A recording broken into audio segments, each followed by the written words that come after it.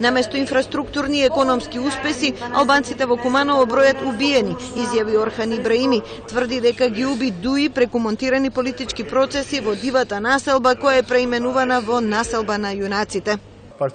Додека Дуи седи во власта заедно со ВМРО ДПМН, албанците бараат спас кај СДСМ. Ова е национална несреќа. Никој не се грижи за албанците. Што направија Груевски Ахмети во Куманово? Урнаа повеќе од 100 куќи, а над 100 семејства талкаат без свој дом. Премиерот Груевски подсети дека владата веднаш донела одлука на 125 семејства да им даде првична помош од 100.000 денари. На оние што останале без дом им плаќа кирија, а штетата ќе им биде целосно надоместена. Над 80 куќи се оштетени, повеќе или помалку, околу 16 се сериозно оштетени, многу оштетени. Така што на сите, и на тие што се многу оштетени, и на тие што се помалку оштетени, 100% ќе им биде покриена штетата од страна на државата.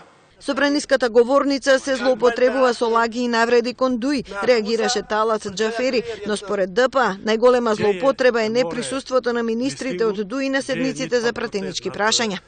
Лиљана Поповска изрази чудење од каде доаѓа идејата за садење палми и промена на биодиверзитетот во Скопје, Охрид, Дојран, Вевчани и Ресен. И најразвиена палма не може да го замени она количество кислород што го има едно листопадно нормално дрво во Македонија, 10 годишно или 50 годишно, ниту да ја даде таа влага, ниту да ја даде таа сенка што ни треба во нашата сончева Македонија. Како влада одвоивме 500.000 евра, околу 30 милиони денари преку програмата за рурален развој и сметаме дека нема ништо лошо во тоа, нели, секое дрво кое што може да успева да биде засадено. Не на штета на некои други или да се заменат некои други садници кои што исто така вие ги спомнате, како што е јаворот, јасенот, брезата.